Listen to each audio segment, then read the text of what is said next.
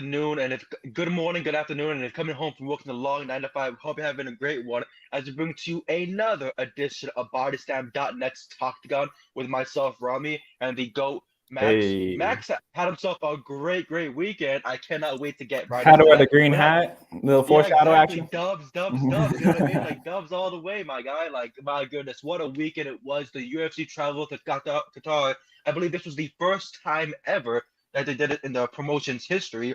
And yes, it was the promotion's debut in Qatar, which became the third country in the Middle East after the United Arab Emirates and Saudi Arabia.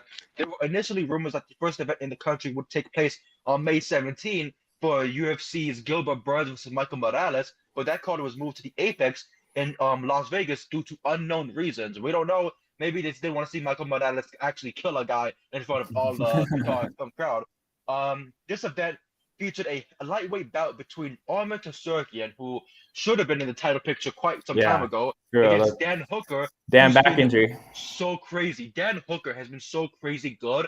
The man Mhm. literally just spent all of his VC on tattoos, and it's became an even bigger beast than before. Yeah, Um, how was your weekend, Max?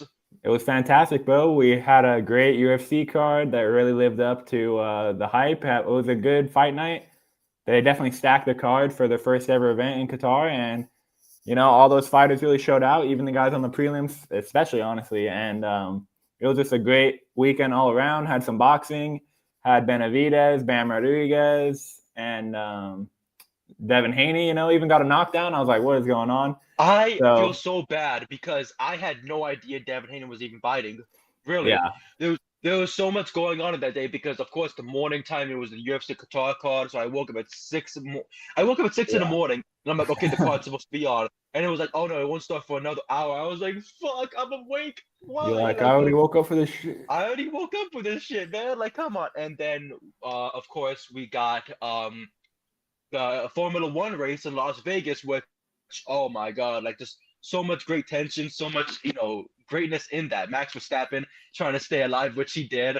Lando Norris and Oscar Piastri of McLaren disqualified. I was Yeah. like, God, you're good. You're McLaren good to me. fumbling.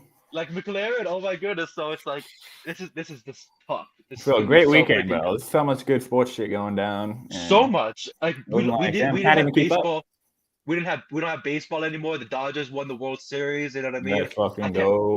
which I cannot wait to cover this weekend. With Max Dinnenberg, we're gonna be covering Survivor Series, which will be held at Petco Park in San Diego. Great stadium. Home to the Padres, who the last time that Petco Park saw a win was when the Dodgers beat them to advance past Bro, the little brothers advance stay the past little the brothers. get their asses whooped, go to the World Series, whoop on the Canadians, and then just get themselves another championship. You know Yes, what I mean? It's a sir. good life. It's a good life. It's a good life. But of course, so much good sports. Football is always so much fun to watch, especially Yeah. the overseas, games that we get at 6 in the morning. They're great. Like you wake up, get yourself a bowl of cereal, a hash brown, a freaking piece of bacon, whatever the fuck you eat, and then you just enjoy yourself that whole morning. And then you get to games. You get to the Sunday night football, which was of course the Rams over the Buccaneers. The Rams massacred them. Like it was just nuts, and I'm loving this Oh, because Stafford MVP. Stafford MVP. I'm being honest. That's the first time I ever heard that. Of course, this year not a lot of people are trying to push for him. They're of course trying to push for like what, like Drake May, Buffalo Bill, Jonathan Taylor. Drake, Drake May, Jonathan Taylor. Which Jonathan Taylor, Valid, honestly. shocking fourth quarter he had where he literally was just pushed down to 15 yards only rushing over the Kansas City Chiefs defense. Just a Yeah. nuts time. But that's what's the great thing about sports. It's the great thing about what we watch and what we're enthralled with because we're not gonna be too unbiased. You know what I mean? When it comes to our teams, we can have like a little bit of like a Yeah. victory lap. When they win a championship, we can do even a bigger victory Oh, lap. yeah. But of Yeah, that's course, my specialty. a heavyweight bout between Sergey Spivak and Shamil Gaziev was scheduled for this event. The pairing was originally scheduled for that Burns and Morales event before it was shifted to UFC 316. However, Gaziev withdrew from that event due to a broken finger sustained from training. In turn, Spivak withdrew and was replaced by former LFA heavyweight champion Waldo Cortez Acosta. Mm. This guy is the He's big headliner right now. What a crazy dog he is. Josh Hogan wants to call him out. Walter Walker maybe even want to fix up his ankle and get out there. There's so many fighters who want to take that fifth or sixth fight of the year over Waldo Cortez da Costa. It's a nuts world we're living in. Yeah. It's so sad. We were supposed to get Paulo Costa against Sharabutin Magomedov, but Magomedov withdrew due to undergoing nose surgery. Smell the flowers, dude. Come on, dude. Go ahead and take a fight. It might get messed up anyway. You know what I mean? Like it's Paulo Costa. Come on now. There was so many fights that were supposed to, of course, be scheduled. Denzel Freeman stepped in. Of course, wow, what a performance that he had to kick off the show. Because I hate these heavyweights. Yeah, I hate these heavyweights. Not the most entertaining, but it's tiring already. I'm tired of it. But let's get right into that. Actually, you know what I mean? Like let's go right ahead. Pop it up. Bro, Freeman came up for me. He definitely did. Heavyweight action. Denzel Freeman against Marek Bohilo. Bohilo was 6-0. Freeman was 6-1. And the fight is the most uneventful fight in the entire world. I woke up at 7 in the morning for this, and all I saw was leg kick, leg kick, leg kick, leg kick, leg kick, leg kick, and they weren't any damaging. That's the thing that bothers me. Where's the damage? Like, bro, Mike, you're like 250 pounds. Let's see some weight behind those punches. Come on. You know who does damage? You know who does damage in Texas when they're selling a house? Oh, Big Kev. Shout out Big Kev. Shout out Big Kev. He sells houses. He puts them on the lot, and he gets them out there. Denzel Freeman, he wasn't selling houses, but he was making sure that Marek Bohilo sold the fight, which he did. 30-27, 29-28, and 29-28. Honestly, at 30-27 is a shocker to see because I feel like both fighters were 29-28. You know what I mean? Denzel Freeman won, but it was a 29-28 performance, but it was just not entertaining at all. Every time Bohilo stepped in, he got caught, and then he would step back and just circle around the cage before he throws up a leg kick, circles around the cage. Like, is this another situation? What was that fight like a couple of months ago? Like, oh my God, there was a fight like that. Like, it was the first fight, and he just kept throwing leg kick, leg kick, leg kick. I'm having PTSD about it. I'm trying to remember so bad, but like there's a situation like that where I bet on somebody to like open up the fight. I lost, and I was like, it's because they kept fucking throwing some bullshit. But, for real, bro. I'm like, start the card out right. You know, I'm like, we want to see a knockout to start it out. Right. Like I believe our last card when we started it off, it was like okay, like it was a pay-per-view. So we were like, oh, like that was pretty good. And the second fight came around, it was a knockout. Then a bunch of finishes right afterwards. That wasn't a situation here. I mean, we didn't get a knockout until 2 fights deep into this card, and then afterwards we just got a bunch of submissions and knockouts. Which I'm gonna go here. That performance tonight. What the fuck? It's so funny that we still have this trend. The first finish of the night belongs a bonus. The first finish of the night, Ismail Nureyev. No bonus. Yeah. No bonus. Bro, well, they're greedy with the bonuses. They finally started giving bonuses after Luke Riley won in the prelims. Like I'm like, damn, the prelims get no love and they're making no money. Asu Almabayev, no, for his comeback win, especially in the third round of his comeback, nah. Abdul Rahman Yakayev for his big submission win, nothing. What was that one fight that we saw where it was like a head kick knockout? Who was that again? I'm trying to freaking remember now. Head kick knockout. Like, well, it was a head kick, and then like he starts off the fight immediately, and he threw the head kick, and then he knocked his opponent down. Was that Yakayev? I think it was, against Casera. Which is Casera, whatever, Cerqueira, whatever it is. But Cerqueira, yeah. Dude got messed up. But bro, yeah, he's on a rough one. Denzel Freeman, Marek Bohilo. What were your thoughts on this opener? Yeah, it was a tough one to pick because neither guy has been in the UFC before, so they're both making their debuts. But Freeman was able to just edge it out just a little bit. Neither guy I was too impressed with, as we already mentioned. So I don't know how long they'll stick around. They'll probably have to put on a little more entertaining fights if they want to keep their job more than a few fights, because kind of a sleeper fight, which unfortunately, like you said, is becoming more and more common in the heavyweight division, which makes no sense. That should be the one with the most knockouts. They have the most power, at least in theory they should, but they seem to be a little scared of getting hit sometimes and not actually letting their hands go. So, at least Freeman was able to get the W for my predictions, but other than that, not much to know. It was a pretty boring fight. Pretty freaking boring. I almost fell asleep again, and I was like, Yeah, exactly. I would Too early for mad. this. You know what I mean? But Denzel Freeman walks away with that one. Hopefully, his next fight's way more impressive than this one. That's really all we could say. You know what I mean? Like, Marek needs to definitely throw some goddamn hands already. Like, how are you a wrestler and you're not taking down your opponent? You didn't even shoot for one takedown. He was like, he was so scared. I'm like, brother, what are you doing? You're 6-0. Like, get the fuck in. For real, bro. Like, who are you fighting on regional scenes? Just straight bums or what? It's like Alex Pereira coming in and being like, oh, I'm scared to strike. Yeah, brother, it's like you have dynamite in your hands. Go boom shakalaka on these. Well, don't change your style in the UFC just because it's the UFC, bro. You know what I mean? Go with what got you there. And then our next fight, Norolo Aliyev against Shakur Rock. And Rock made it very honest. I mean, he posted on Twitter, there's no way you can defend all those damn takedowns. The suffocating performance from Norolo Aliyev is just amazing to see. His submission attempts, his takedowns, the way he suffocates you and he lands all those blows, he makes it significant. He makes it fun to actually watch, even though it was technically, just a wrestle fest. You know what I mean? Yeah. It's still something better than throwing around your weight and not knowing what to do, and then not only just not knowing what to do, just being in the octagon for no reason. Did you see that? Did you see that fighter from Cage Warriors? He's still like stuck in Qatar or whatever. Like. How he was like, I want to be on short notice. I'm gonna be on short notice, brother. You should have thought about that a week ago when they were actually saying, "Hey, we need a short notice fighter like Luke Riley." You know what I mean? Like, for real, now he went there for nothing. Exactly. I think he's still there, like selling like seashells or whatever the fuck. But what were your thoughts on Aliyev's performance here with the dominant wrestling? I'm gonna pull my fan. Good W. He's now 3-0 in the UFC. 4-0 if you include Dana White's Contender Series, so he's been having his way with these dudes.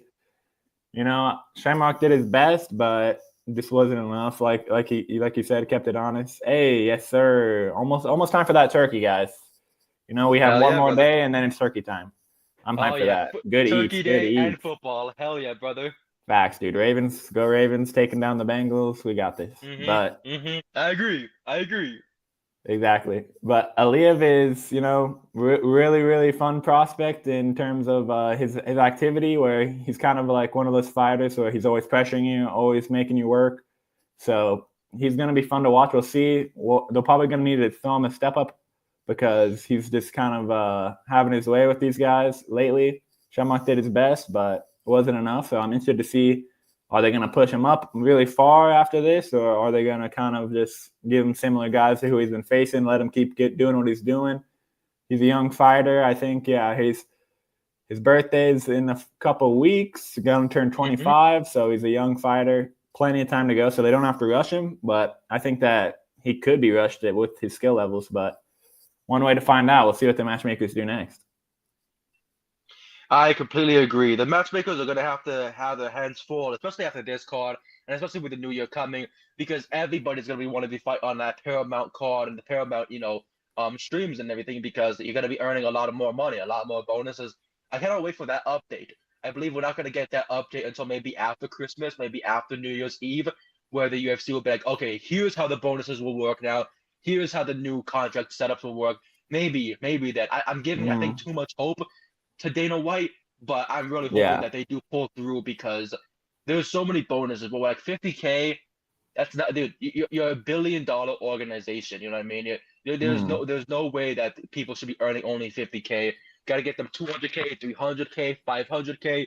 Like, if boxing's able to do what they're doing for the past fucking 30, 40 years now, and the UFC has been bought up by billionaires. They're literally funded by billionaires. They're having a White House card where there's only 4,000 people allowed, and they have to be screened and checked and all this type of stuff. So good on you guys. You're earning great money. Pay back your fighters, because it's not Dana White stepping in every single week. He's not John Cena.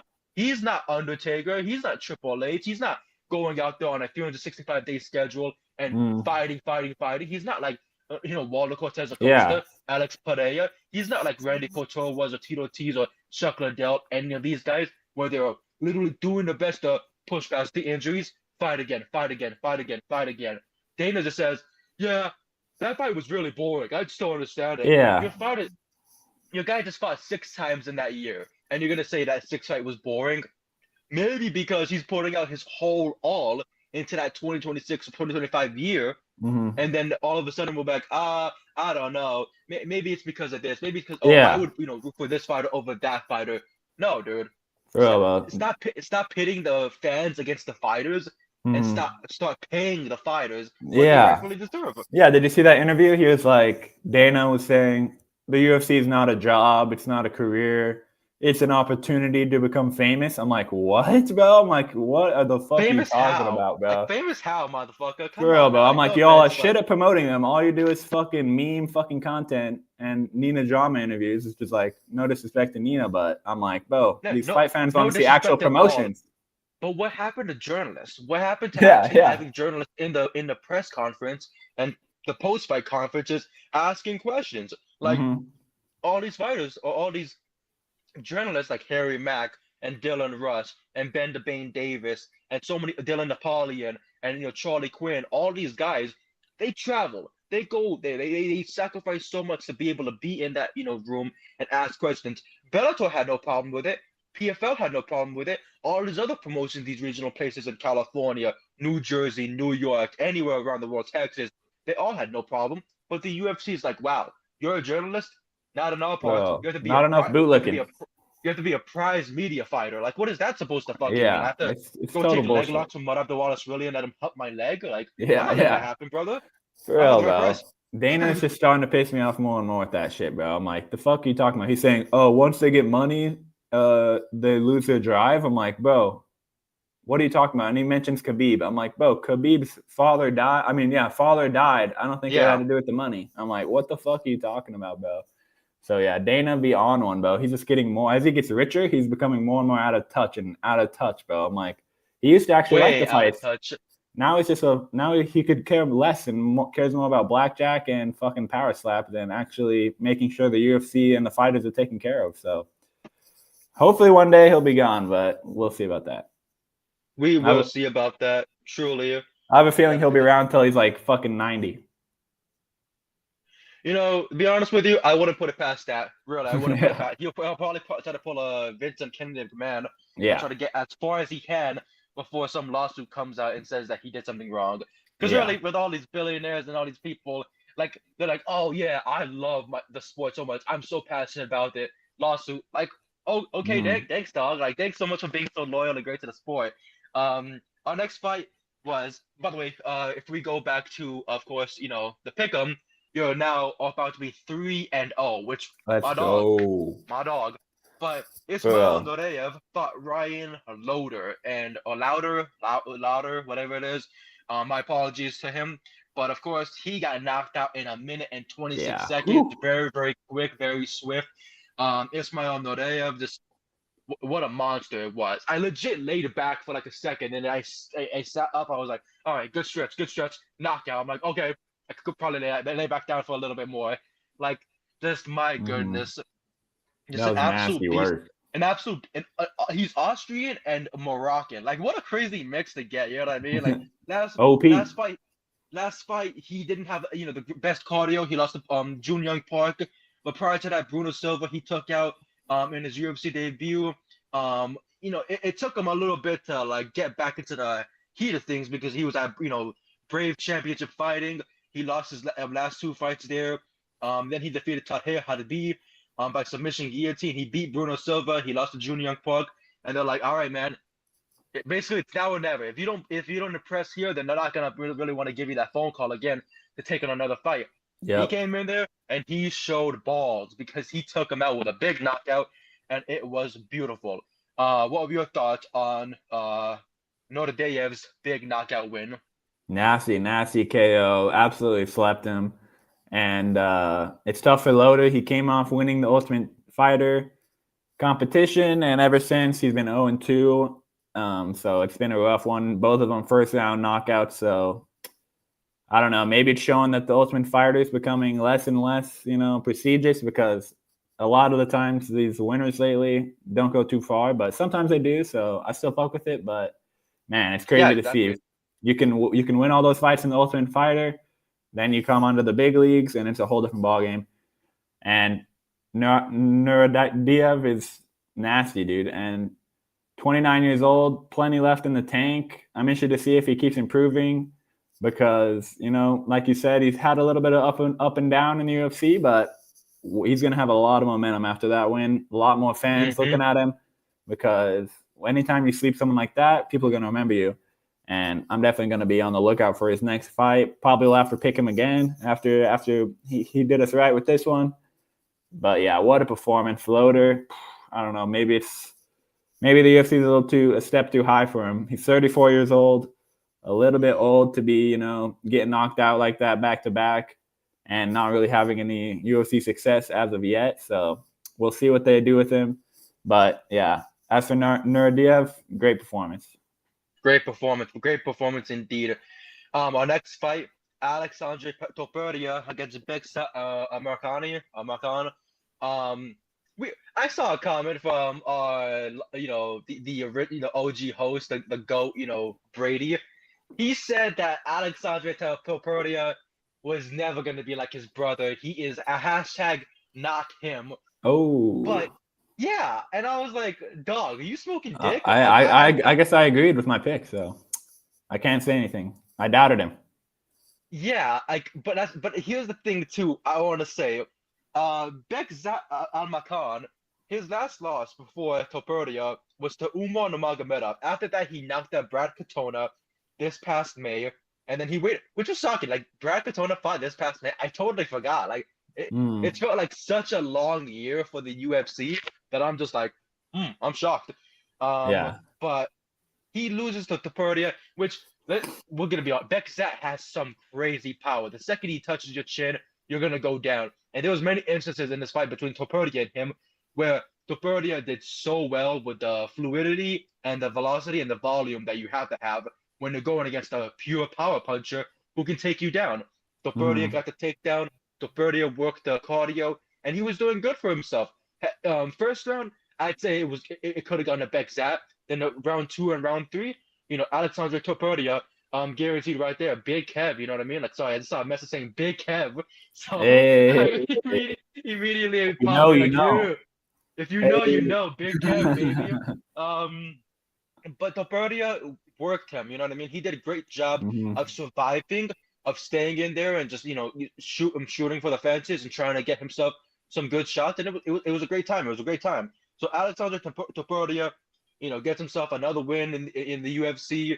And in my case, in my opinion and everything, of course, it's going to take him a little bit to move up. But, dude, I think he's definitely ready to take on some really, strong competition. I'm not trying to say I'm not even saying Bekzat's not strong competition. Bekzat is strong. Exactly. That was a good opening of the door to get yourself into that, welcome to South to Platoon. How tough are you? You know what I mean? And Topuria is like, how tough am I? You got a battle of ketchup? And I'm like, okay, fuck yeah, I fucking open that bitch up.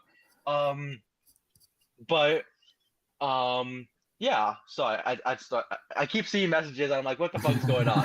So, but no, seriously, Topuria definitely should be getting a big step up in competition. I would love to see it happen and to get himself a knockout so people can shut the fuck up, respectfully, Brady.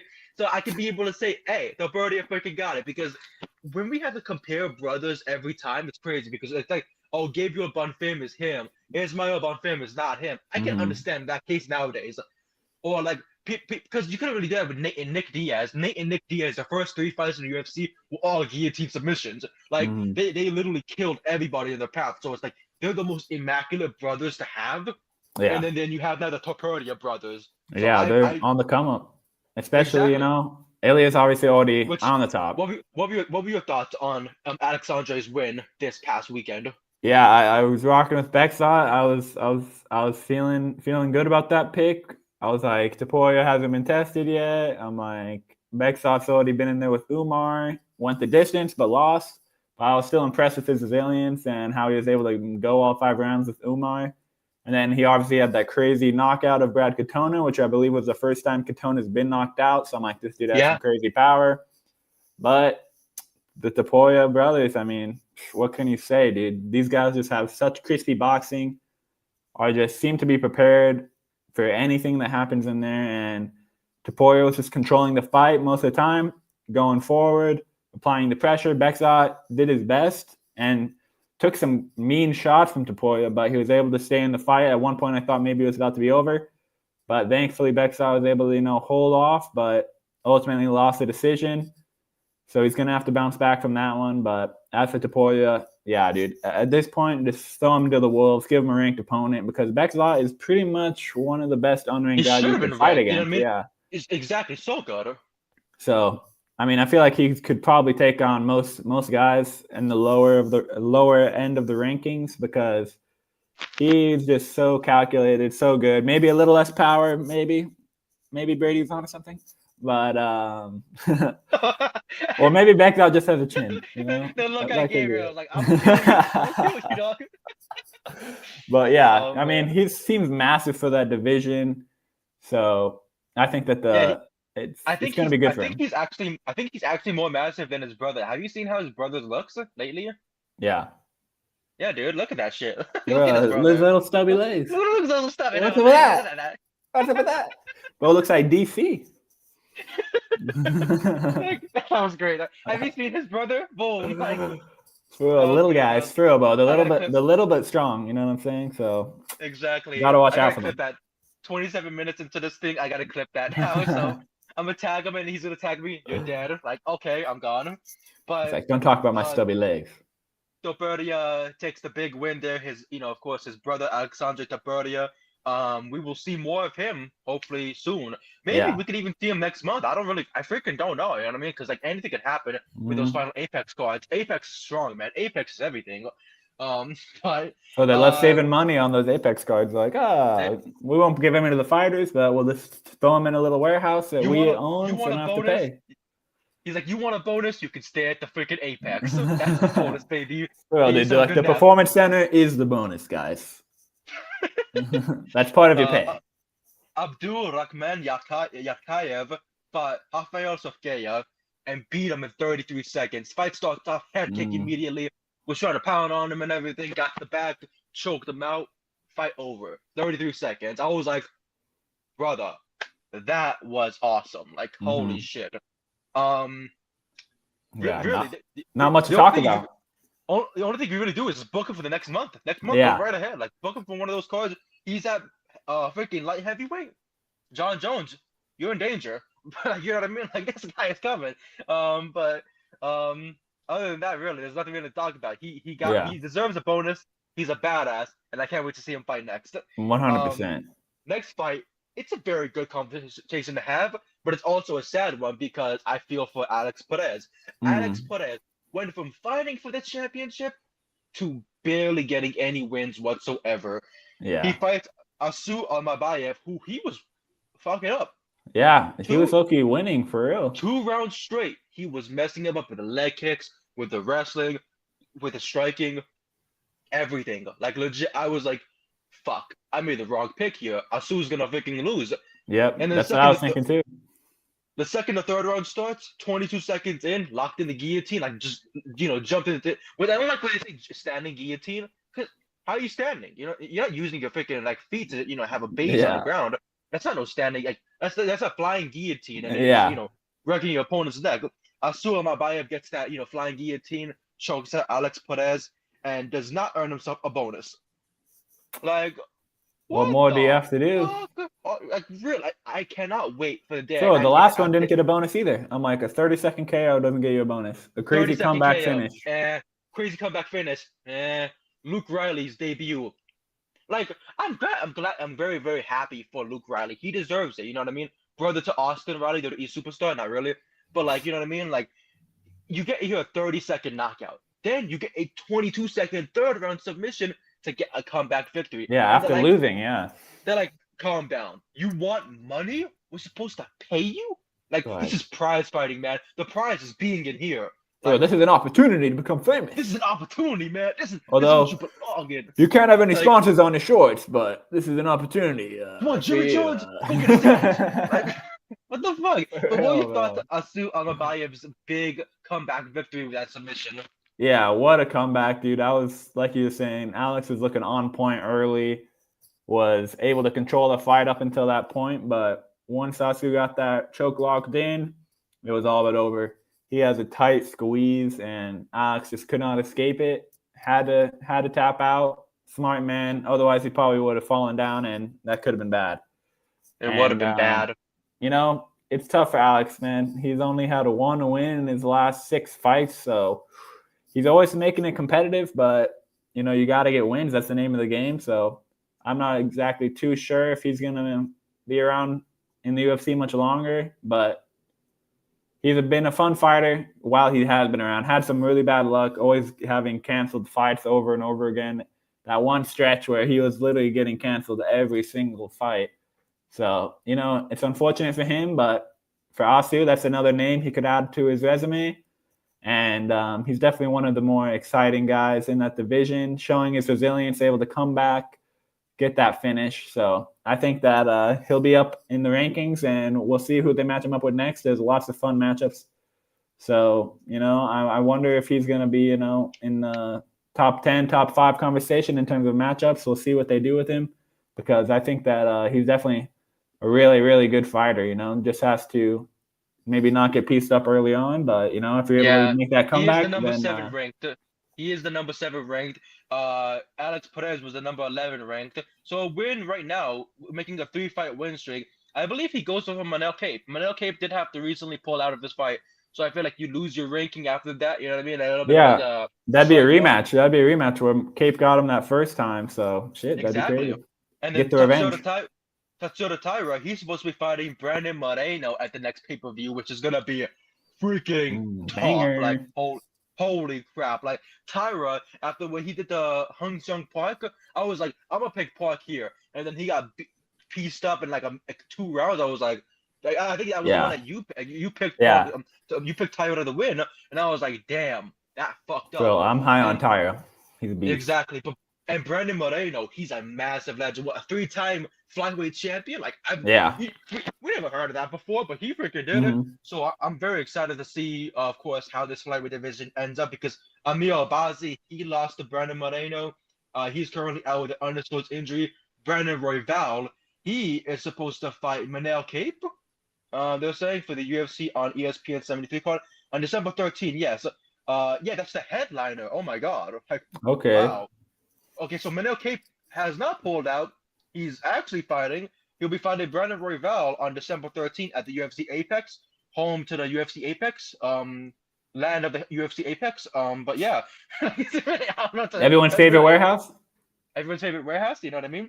And then the number 1 ranked Joshua Van, who very well should be the number 1 ranked, is fighting Pantoja at 323.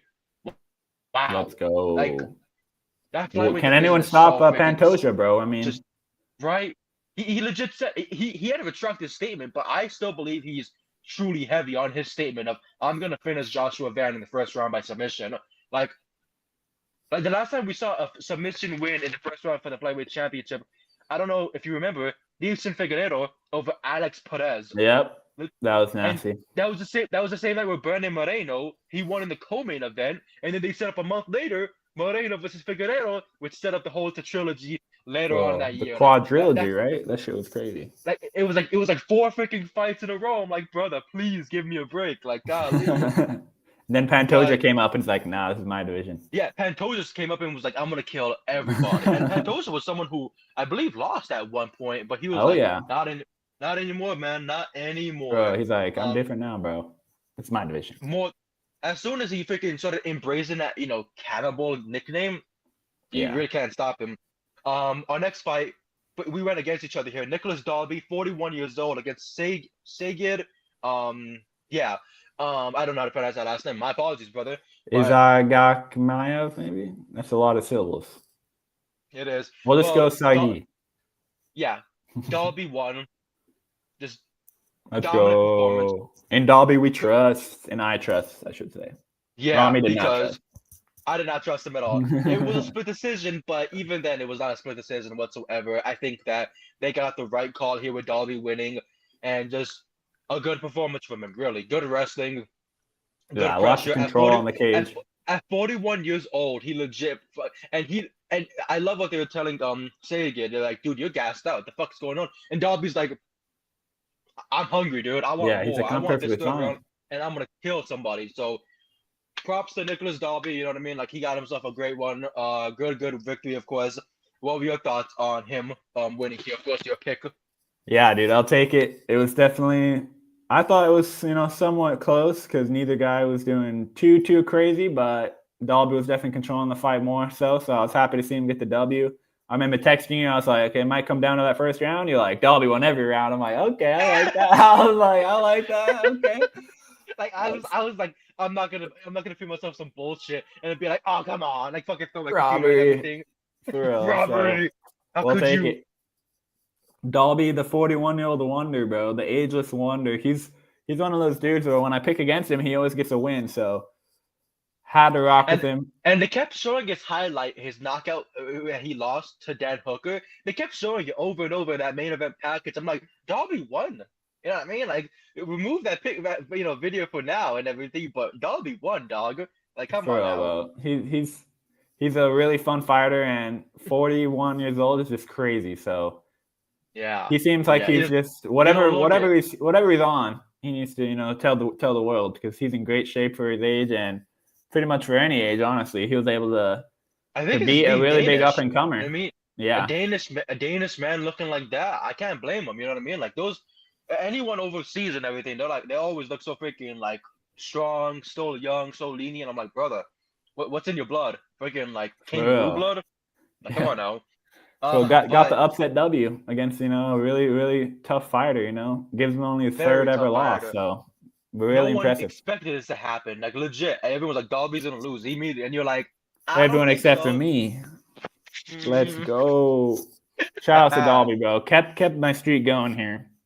Exactly, exactly. Beck thought let me down, but Dolby made up for it. And then our next fight, Luke Riley making his debut here, teammate of Paddy Pimblett against Bogdan Grad, and I was about to switch on my pick at this one. I was so close to being like, oh, I want Bro. Bogdan to win. I And that love first round him. would have that first round would have convinced me. That first round would have convinced me, and then the second round came. Like Bogdan was doing good. He rocked them. He got the wrestling down, and I love what Luke was saying. It was like, my God, did these guys see that first round? I got fucked up badly. And then the second round came in. He lands a perfect shot 30 seconds in. Like his teammate, Patty and everybody were in his ear, like, dude, this is what you got to do and go execute it right now. He executes it in 30 seconds. Big knockout win. Luke Riley wins his UFC debut, earns himself that UFC contract. Like that was the perfect way to earn yourself a contract. Go out Yeah. there, get your big tryout moment in the prelim, and hey, let the sparks fly. And surely he did. That was a 1,000-foot crutch, and it was a beautiful way to finish off the night for the prelims. What were your thoughts on Luke Riley's very triumphant victory? Yeah, had to go with Riley on this one. He just had so much momentum, undefeated. Cage Warriors is a solid organization, so if he's able to be that Yeah, dominant over there, never lost, just we've seen a lot of guys come in. They've had mixed results sometimes, but a lot of the times, if you're the best of the best in that promotion, then you're gonna have a pretty good chance of doing pretty well in the UFC. And it looks like Riley's going to be another one of those guys to add to that long list of Cage Warriors guys coming over, finding success because that was a nasty knockout against a really durable guy in Grod. We've seen Grod take some punishment and keep fighting, but he was able to put his lights out badly. So, this guy's mm-hmm. definitely going to be someone to watch. Grod, I was definitely a fan of him ever since he was on the Contender Series, but sometimes it's not your night. And Luke Riley showing that he's one of the best young fighters on the come up, 26 years old, makes his emphatic UFC debut with that knockout, gets a bonus. So, hey, at least they're not greedy for that. And, he's going to have to do a lot to one up that performance in his next fight because, it doesn't get much better than that unless maybe he's going to have to do it in the first round next time because, man, what a knockout. The way he was able to just come up with that hook and land it I clean. know. So Beat beautiful. Grod was coming with the hook too, but the speed of Riley was on point and beat him to the chin. And then down goes Grod. So what a knockout. Definitely performance bonus worthy. I'm glad he got one. And it's gonna be such a push in 2026. I cannot wait to see like Luke Riley dominating the featherweight scene. You know what I mean? Getting up there, dominating the featherweight scene, getting so much better. Paddy Pimblett trying his best to continue on his domination in lightweight. Well, he wants that title shot. He will not stop begging for it. Paddy versus Ilya is such a great fight to make. You know what I mean? He's not even Georgian. You know what I mean? Like I need that fight in 2026. I need even in April if you can book it. Like, you know what I mean? Give Ilya a fight in January or February. Let him have a quick one, and then go back in April and fight Paddy Pimblett. I will take it, dude. But Luke Riley, I cannot wait to see what he does for that featherweight division. Because if we look at that featherweight division right now, that number 15 man is Giga Chikadze, who's a very strong and tough opponent, but he is coming off a loss over David Onama. He has a fight coming up against Kevin Vallejos on December 13th. Then we got David Onama, who recently lost to Steve Garcia. Then Dan Ige, who recently was called by Nathaniel Wood. Patricio Pitbull, who picked up a win over Dan Ige. Gene Silva, who lost to Diego Lopez, which we do not want to put Gene Silva against Luke Riley just yet. You know what I mean? Like, yeah, not quite. Gene is still a scary opponent. Diego Lopez was just able to match that intensity, that ferocity. Then we got Josh Emmett. I think Emmett versus Riley would be a good veteran versus rookie type of performance. That'd be scary though. Because, only a second fight. Ooh. But we've seen crazy things. Yeah, Josh Emmett did lose to Yusuf Salal, and he did lose to Ilya Topuria. Like, he has had a couple of losses, so to fight another up-and-comer in this situation would be good.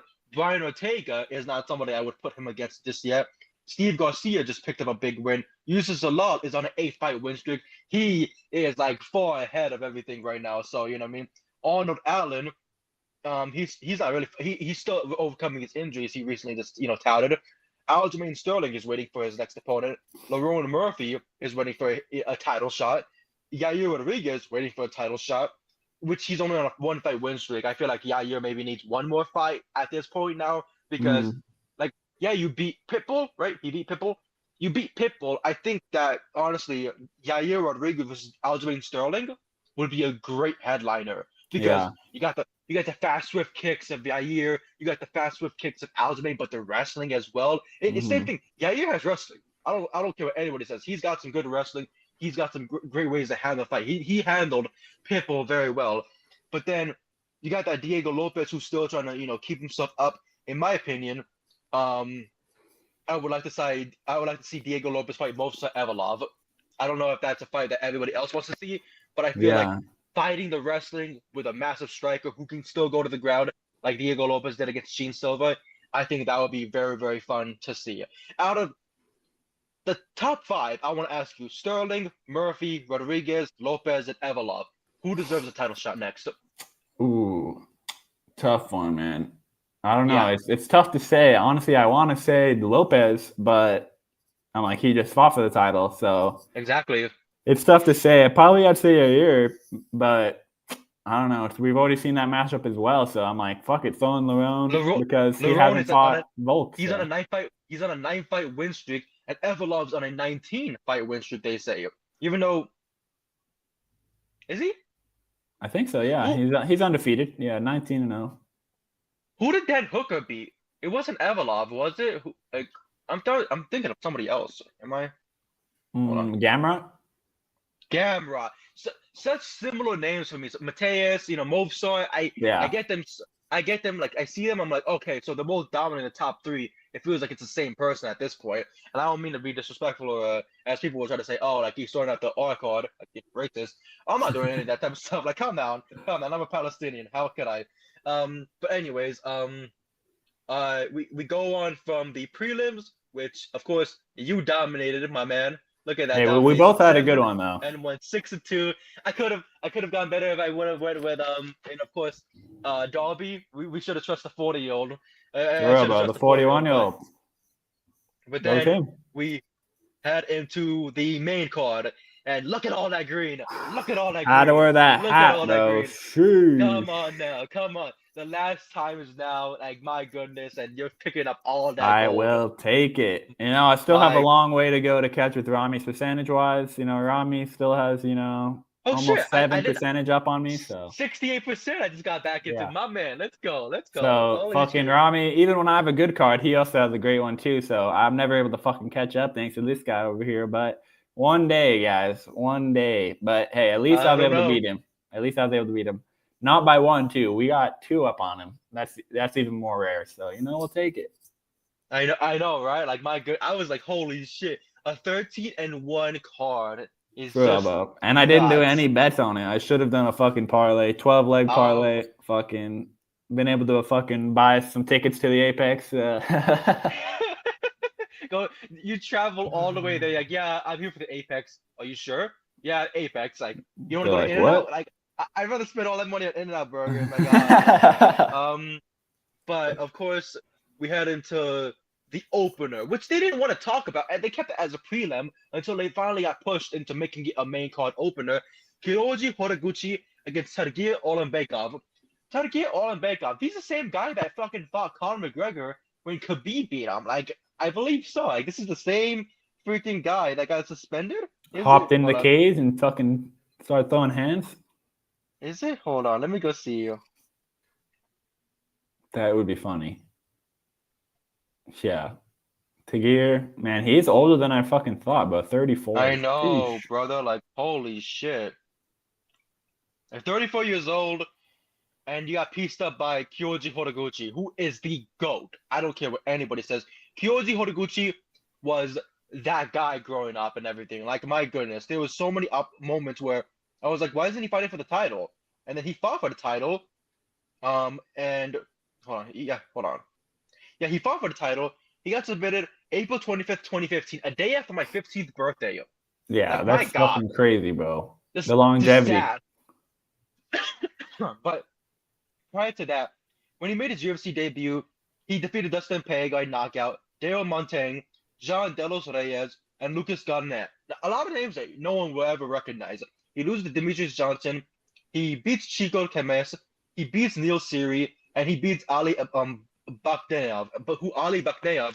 He fought for the flyweight championship a years later, or whatever. But when he fought Demetrius, he lost the 5-round fight, like the whole 5-round fight, and then tested positive for like steroids after. I was like, how are you on steroids and you couldn't beat Demetrius? Like, my God, like Demetrius is him. Demetrius is steroids. Like, come on now. Like, but after that, after his win over Ali Bakhtaev, which was in Northern Ireland, he left the UFC. He went to Rizin. He beat Yuki Montoya. He beat Hideo Tokoro. He beat Gabriel Oliveira. He beat Manel Cape. Yeah. He beat Shintaro Ishitara in the same night to win the 2017 Rizin Bantamweight Grand Prix. He fought Ian, the creepy Uncle McCall. I remember that nickname. Like, Ian McCall, he had that weird mustache and his thesis. Yeah. Like, oh my God. You're creepy Uncle Ian, and then he just kept the mustache. I always liked his work. Hiramasa Okibo, Darren Caldwell, and who fought for Bellator, Ben Nagian, Darren Caldwell at Bellator this time around. He lost to Kai Asakura by knockout, which Kai Asakura, we thought he was gonna be the next flyweight champion, and then Pantoja, wow. And then he fought Kai Asakura, knocked him out. He lost. Bro, got that get back. He lost to Sergio Perez by spinning back fist in Bellator 272 in 2021. He lost to Patchy Mix in April 23rd, 2022 in Bellator. He went back to Rizin, went on a 2-fight win streak. Lost his last fight was Axel Ipogue. Got back that win over submission. Beat Sergio Perez. Got that revenge. Won his last fight and Rizin December 31st, 2024 by decision over Nakizimolo Zulu. And then now he returned to the UFC after 10 years. Yeah. What a career, bro. You think to yourself, like 10 years off the UFC roster. A lot of fighters, they either retire, they go down, open a gym, anything happens really. There's a lot of fighters that their careers don't span out the way that they wanted to. Kyoji Horiguchi, brother, this fight against Sergey Olenbekov was we could basically just say it, pure domination. Yep. It was just, I'm gonna get this guy down and I'm gonna beat his ass the whole way. And then what does he do to top it all off? A rear naked choke. Puts him to sleep, doesn't he? Put him to sleep. I was like, oh my God. And he still had so much energy in that third round. I'm like, yeah. Now imagine him in a 5-round fight. Like, so on Pantoja. He called him out.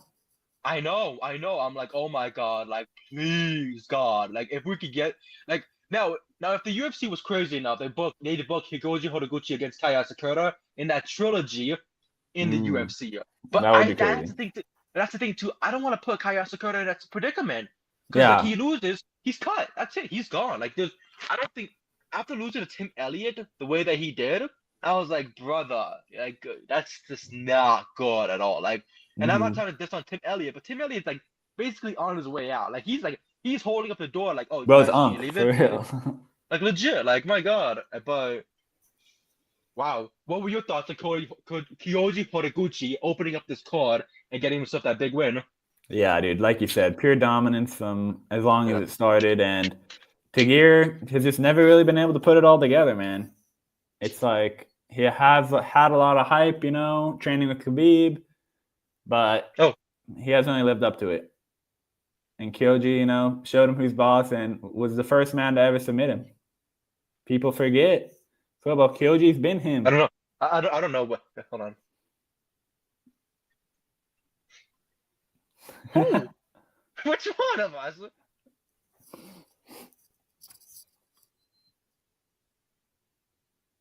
Oh.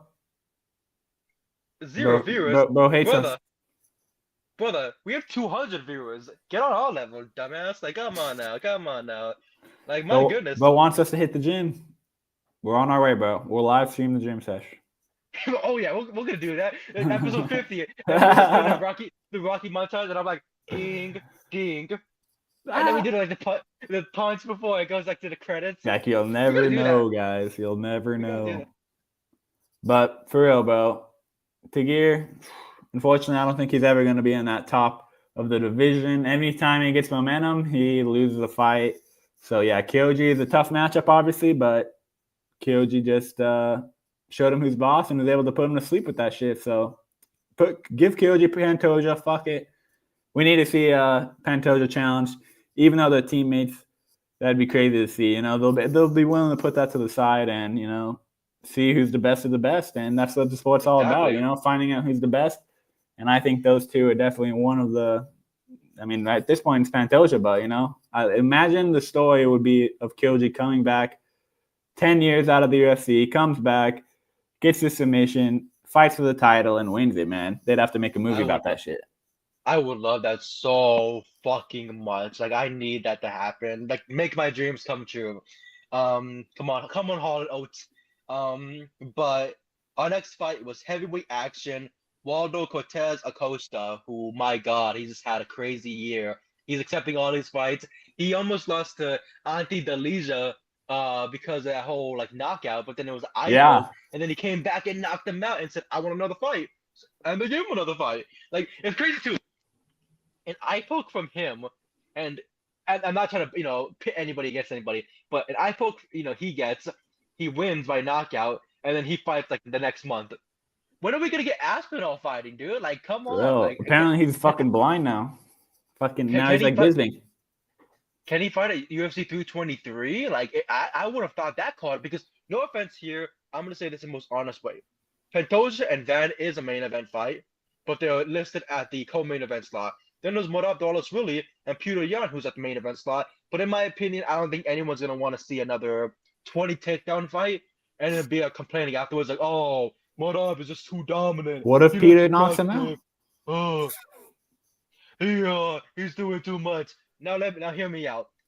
Put that as a co-main event. Put the Pantoja fight, Van fight as a third fight there. 5 round. Main event, Tom Aspinall against Cyril Gane. Bam! 3 title fights to end the year at 323. 323. 2 big fights. Sorry, 3 title fights.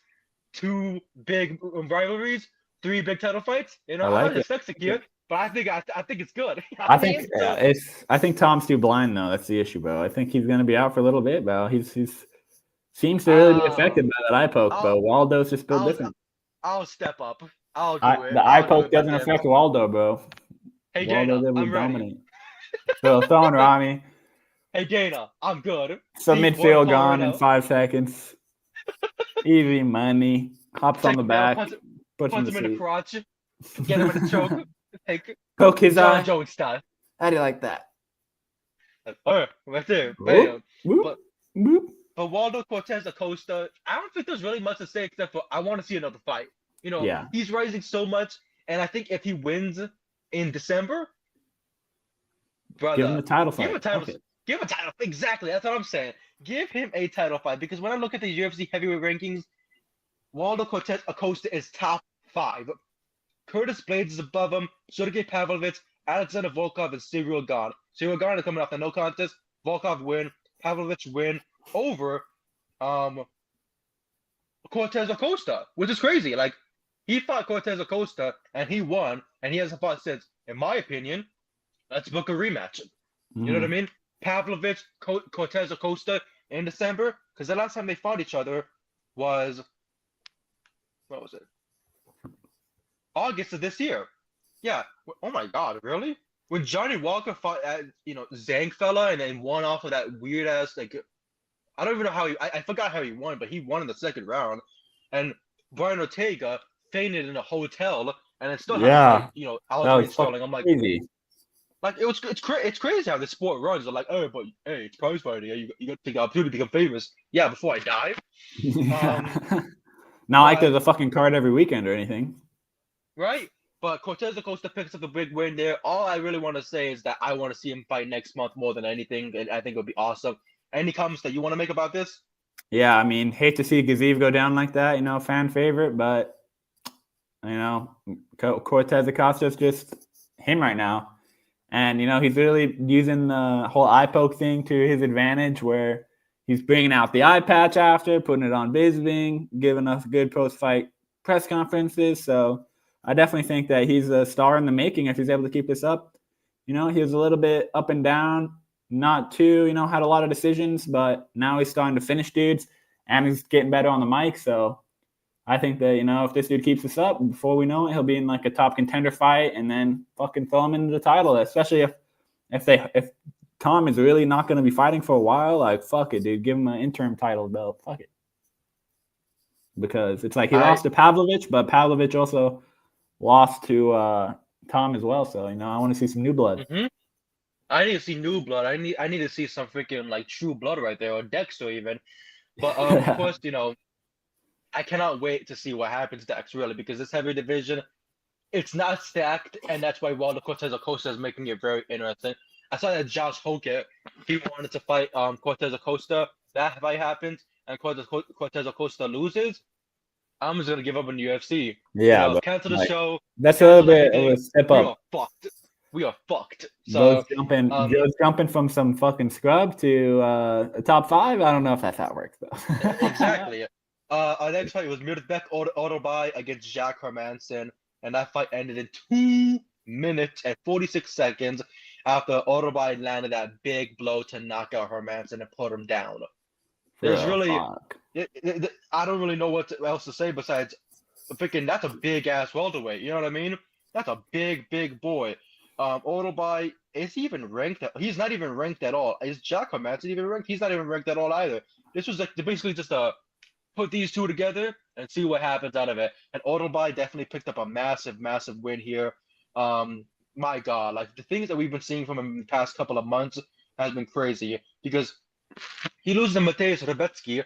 Next fight, submission Kimura. Next fight, KO knockout punch. Prior to that, both in round 1. Decision, submission. He is 4-1. Yeah, you said 4-1 in the UFC, and I'm just shocked because every fight he's had, he's only fought once at the Apex, I believe. Yeah, he needs to fight more at the Apex. I feel like that's why he's winning so much. Is that when you get to the Apex, you get humbled. You know what I mean? Like you start thinking to yourself, "Oh, I am that guy. I am that boss." And you go into the Apex, and all of a sudden you fall over a wire. You're like, "Fuck!" And bam, that tiny ass cage. Exactly. But what were your thoughts on Jack Hermanson picking up his 4th or 5th straight knockout loss? I know, bro. It's tough to see. My God. I'm like, I saw someone make this point. I'm like, how do you go fucking 3 rounds to Joe Pyfer and then you can't stay on your feet for any other fight, dude? I'm like, fuck.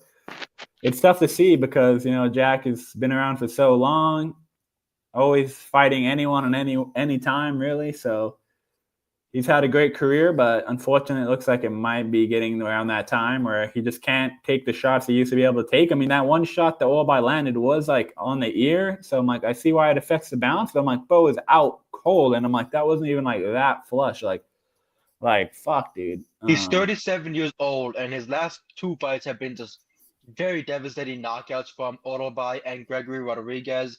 Then before that, it was Roman Dolidze who knocked him out, and Sean Strickland pieced him up for those 3 rounds straight. Like, there's the 3 fighters that I always see booked the most in the UFC, and as cool as they are, it sucks to see them go through the pain that they do. Jack Hermanson, Gerald Mearshart, and Paul Craig. Those 3 guys are like the most,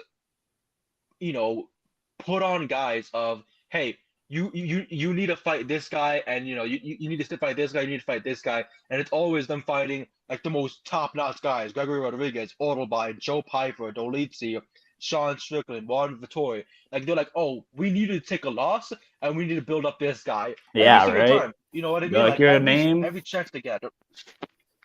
For real. I hate to see it to Jack, but yeah, it might be time, bro. It might be time. Don't want to see him get knocked out like that every time.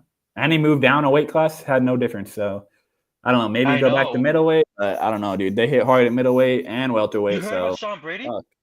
Yeah, how he might go up to or go down to lightweight. Lightweight, like he is pretty short for that division, so I could see. But like him against freaking Ilya. Ooh, yeah, I'm like the chin probably won't get much better if you go down. You know what I'm saying? So I'm like the chin's already pretty suspect as is, bro. I don't know if you want to drain your body anymore. Exactly. And our next fight was after Autobay picked up that one. By the way, here you are, of course, green. Like, let's my God, fucking go. Autobay came through for me. Came through for me. I don't think it's here. Were we about to grab the hat? No, not that. I was trying to grab my wallet. Oh. Like, here, just take my damn wallet. Oh, here it is. Here, just take my damn wallet, man. I'll take it. Thank you, sir. Donations appreciated. Oh, man. But this Volkan Oezdemir is an absolute beast. I remember him back when I first discovered him after he knocked out Jimmy Manuwa, and I was like, damn, I love Jimmy Manuwa. Like, that's like the coolest motherfucker ever. And then, fighting wise, a lot of the people where you see when they make their outside comments, you're just like, shut the fuck up. Like for example, Corey Anderson, he recently said that the only reason why men are gay is because they grew up with sisters and a mother. They never grew up with a father. I'm like, that's crazy to say, because like I grew up with both and I'm bisexual. So like, what does that say? You know what I mean? For real, bro. I'm like, maybe stick to fighting, bro. What the fuck are you talking about? Yeah, like what do you call it? What was that one thing he used to freaking say? Like, fuck, I forgot what he said. He knocked out Johnny Walker, and he's like, "There's levels to this." Like, that was the funniest moment, because I remember when I asked him the question at the Bellator thing. I was like, back in the day, you said that there are levels to this, and then he cracked a smile. I'm like, see, you remember, brother. But Oezdemir, who back in the day was just a beast, an absolute freaking monster when he came into the UFC.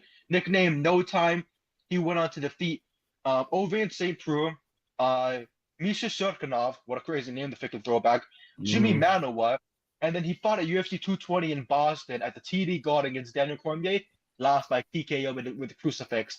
Fought Anthony Smith, got choked out literally a couple of months later in New Brunswick, Canada. Then he fought Dominic Reyes and lost by a split decision. He went on a 3-fight losing streak after going 15-1. And then he fought Ilir Latifi, who you could beat Ilir Latifi with your hands behind your back. He's so short and stunky. But he beats him. He beats Alexander Rakic. Then he fights Yuri Prohaska and gets hit with that spinning elbow and got killed. That was bad. He fought Magomed Ankalaev, who he got wrestled to death. Then he beat Paul Craig, a name that we always mention. Nikita Krylov beat him. He beats Bogdan Guskov by submission. Yeah, that's a tough one. Johnny Walker. He loses to Carlos Olberg, and then now he defeats Alonzo Menifield. Like, it's such a weird career, a flip-flop career, because if he would have beat Olberg, and then he would have picked up this win over Menifield, then right now we're talking title shot. He could be talking, he could be in that title picture right now. I don't know. And Pereira's just waiting. Pereira's just waiting around. Like, he's like, do I move up to heavyweight? do I stay down here? Like I'm content with anything. But what were your thoughts of Volkan Uzdemir's very quick knee and punch knockout in 1 minute and 27 seconds? Yeah, beautiful work. Menifield, he's one of those guys who seems to have a lot of power, but he's a little bit chinny as well.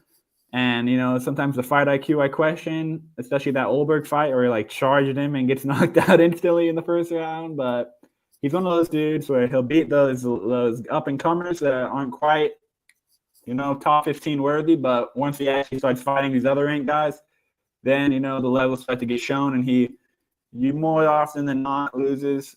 And he's 38 years old, so he's almost 40 years old. So he's going to need to get things together before it's too late. But as for Ozdemir, man, dude, like you're saying, so much power.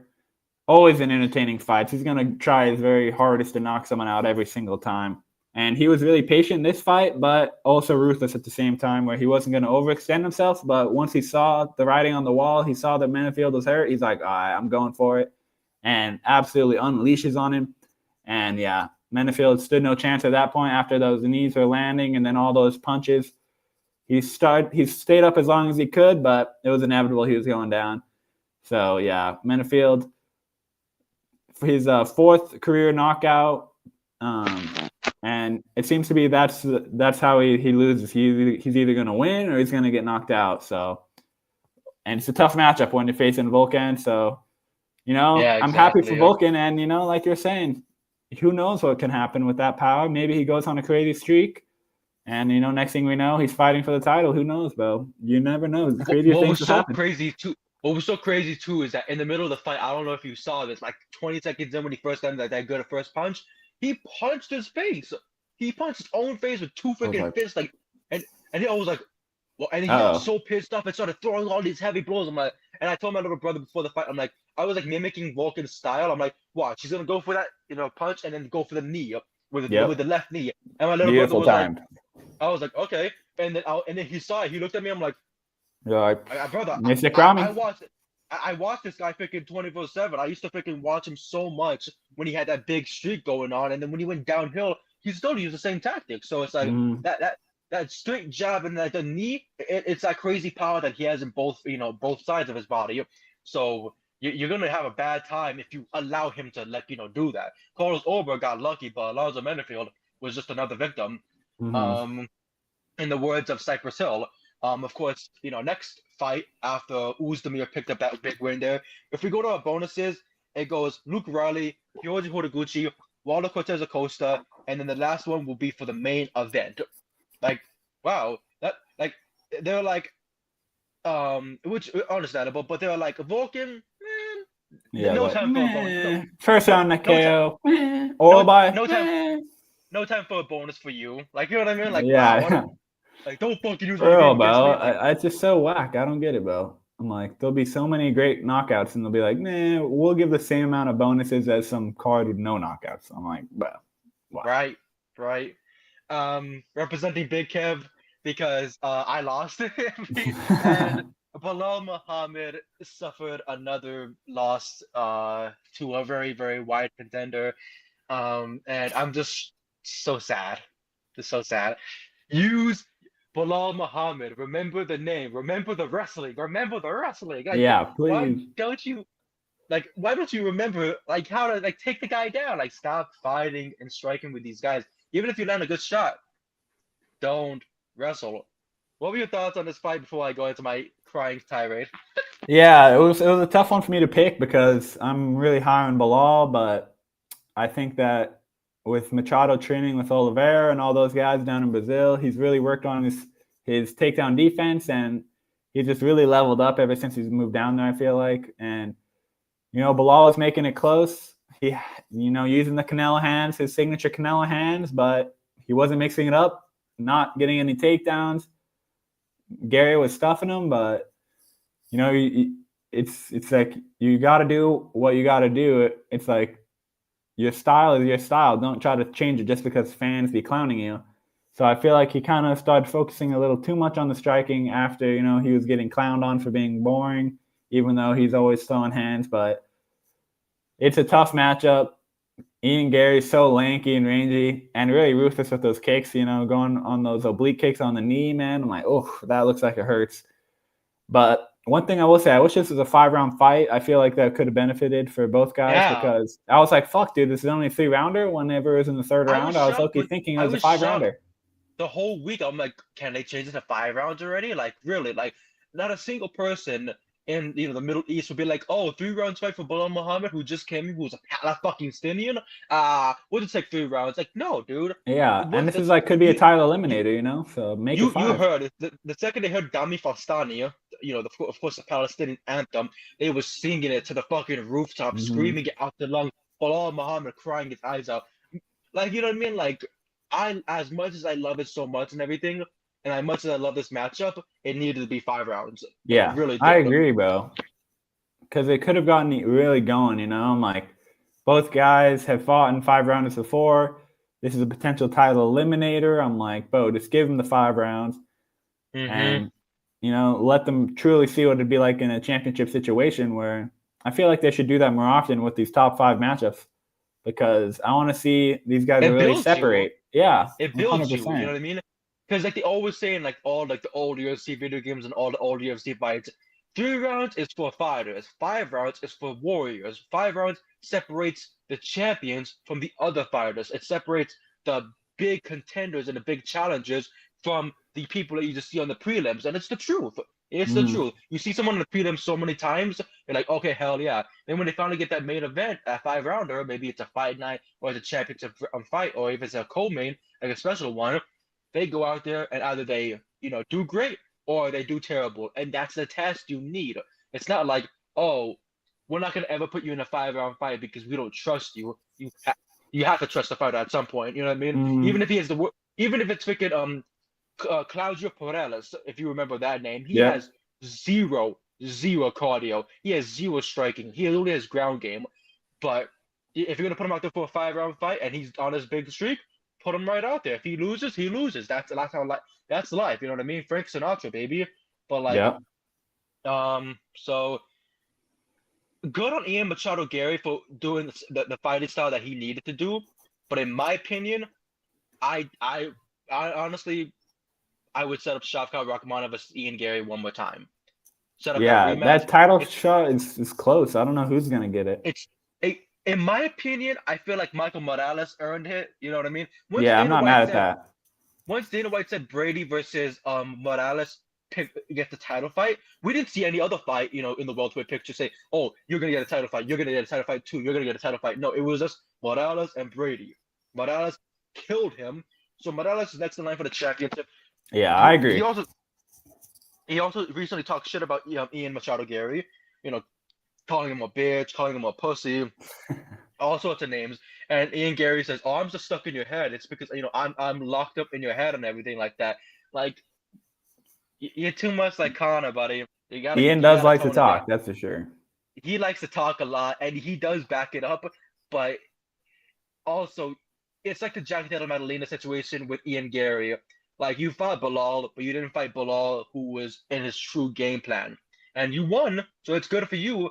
But then when you fight Islam for Jack Della Maddalena, and you cannot do anything for 5 rounds straight, who's a pure, I'm going to stick to the game plan, I'm just going to wrestle you the whole time, you know what I mean? Yeah, and Islam showed his levels for real.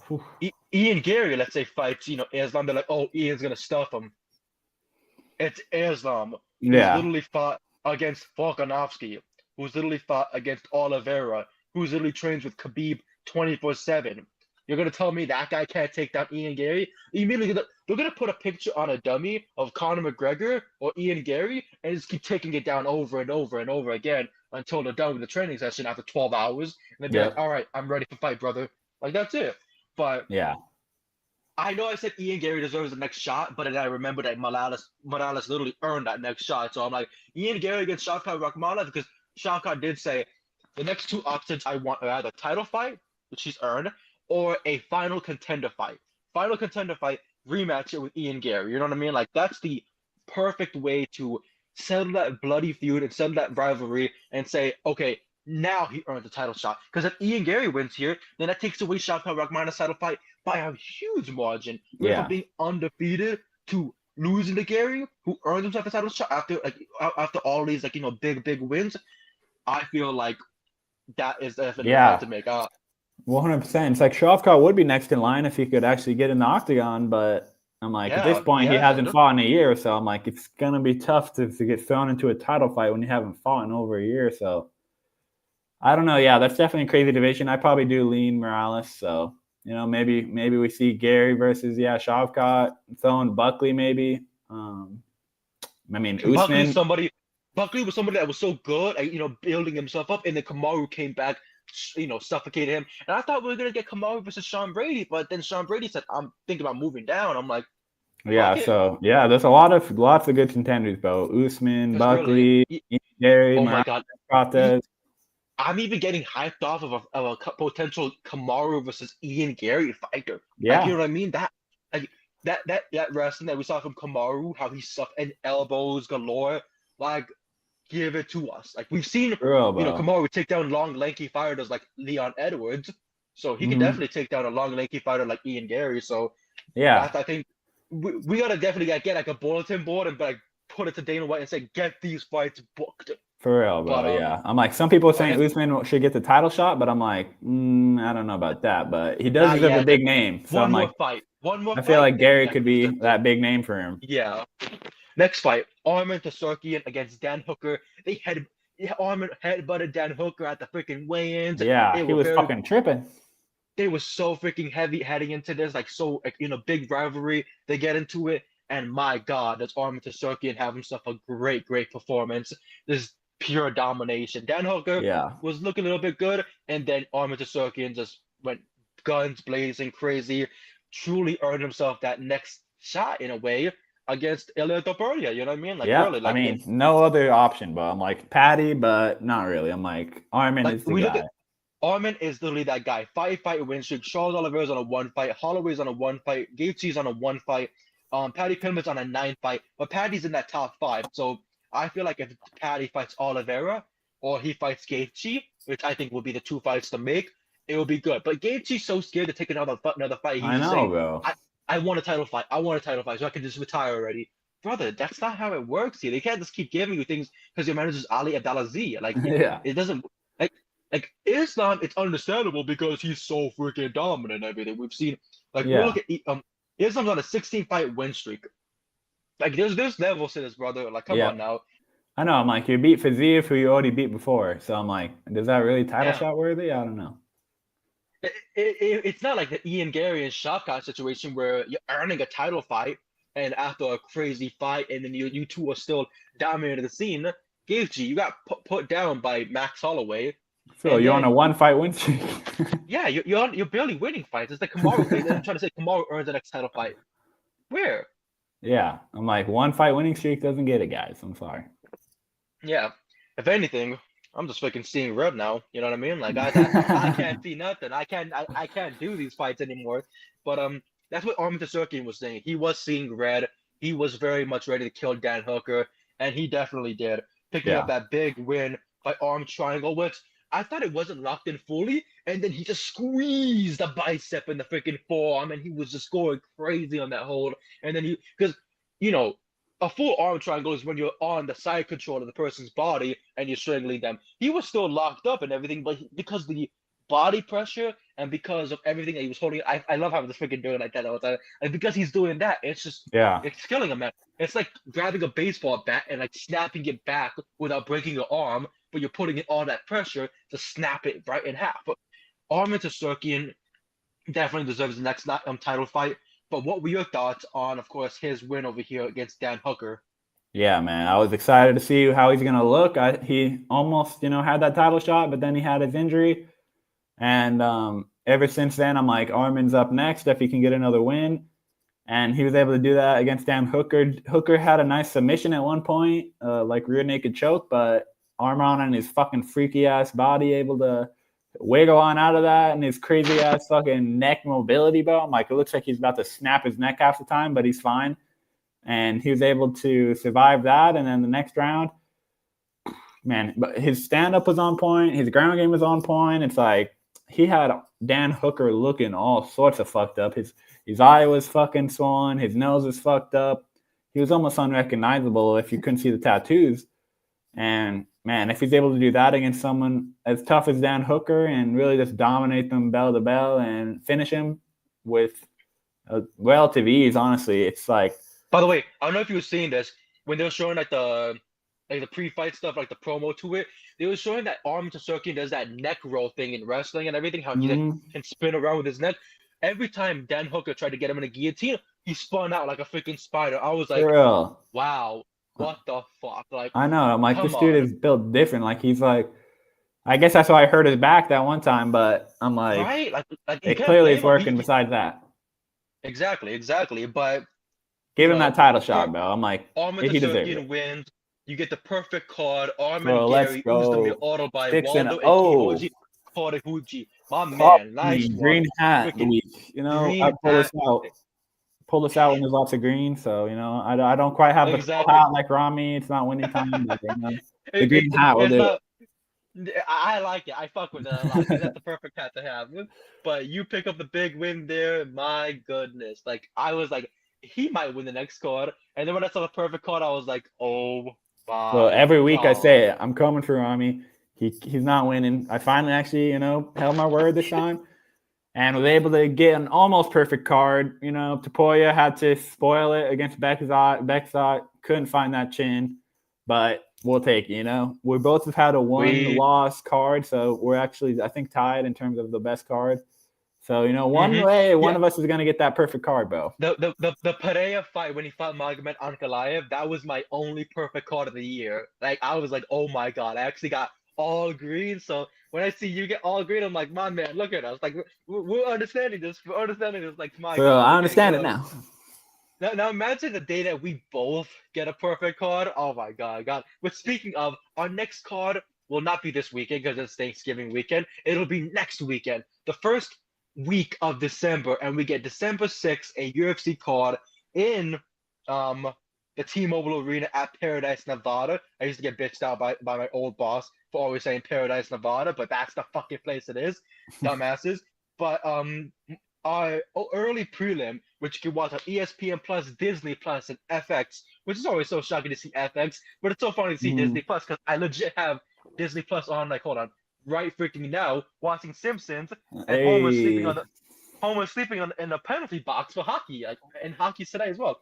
But we got ourselves a crazy card. Early prelims: Mohamed Naimev against Marion Santos, Mansour Abdul Malik against Antonio Chokoliu, Irul Boriansky against Ibu Aslan. I remember Ibu Aslan.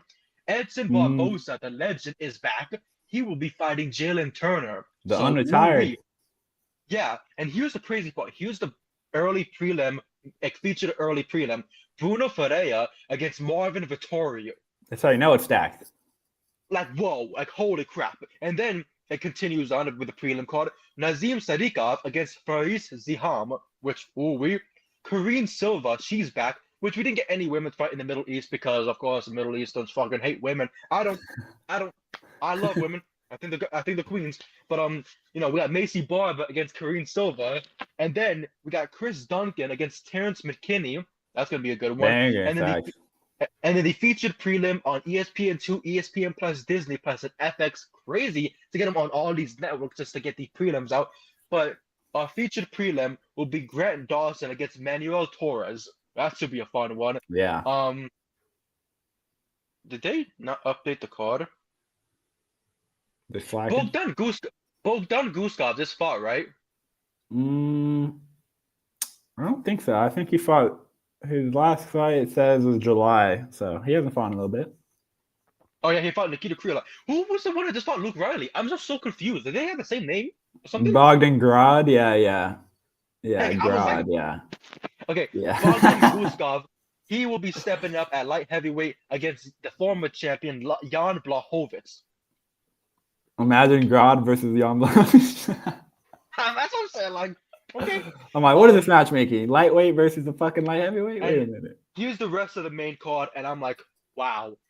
Henry Cejudo will be retiring this December 6th, UFC 323 against Peyton Talbot.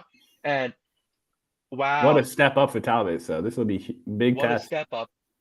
if you can put down, Henry Cejudo, brother, get yourself up there. Our next fight, Tatsuro Taira, who's trying to get back into that title fight picture, will fight the former champion Brandon Moreno. That's gonna be Bro, fun. facts. Co-main event, Alejandro Pantoja puts the gold on the line once again, this time against Joshua Van.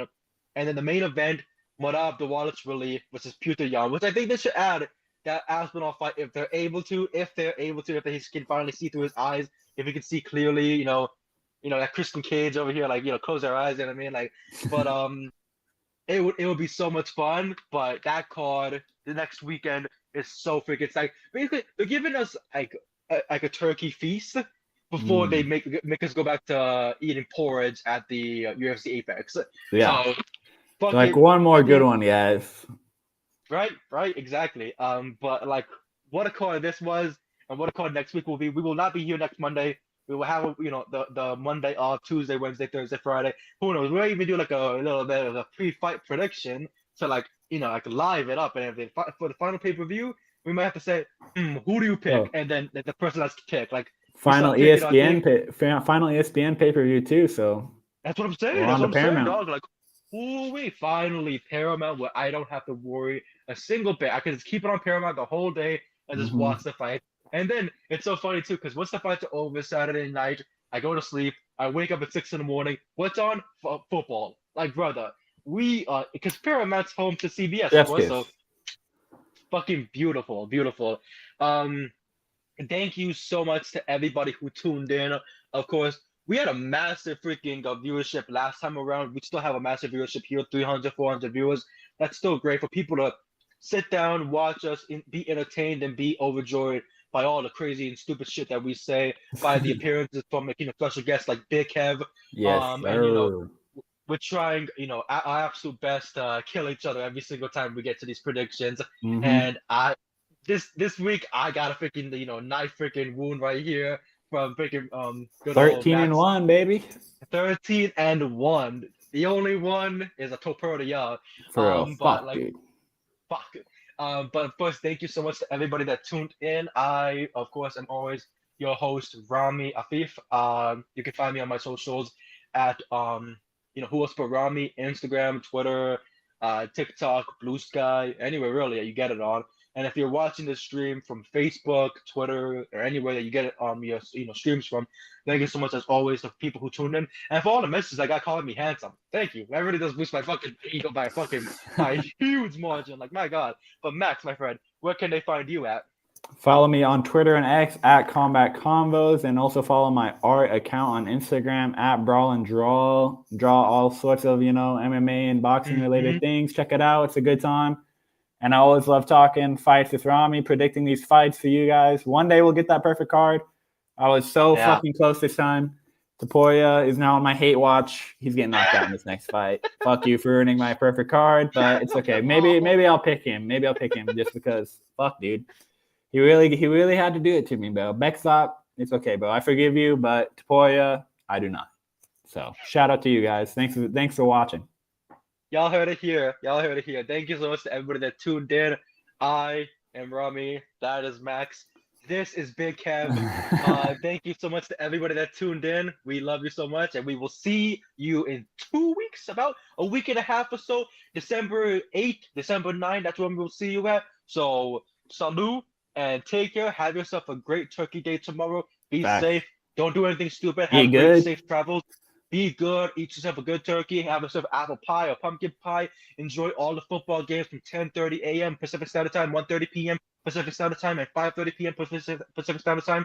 Get them all out. Get them all in your system. Have yourself a great one. Throw some football with your cousins or your nephews or your nieces, whatever the fuck. Just throw goddamn football and have yourself a great time for Turkey Day.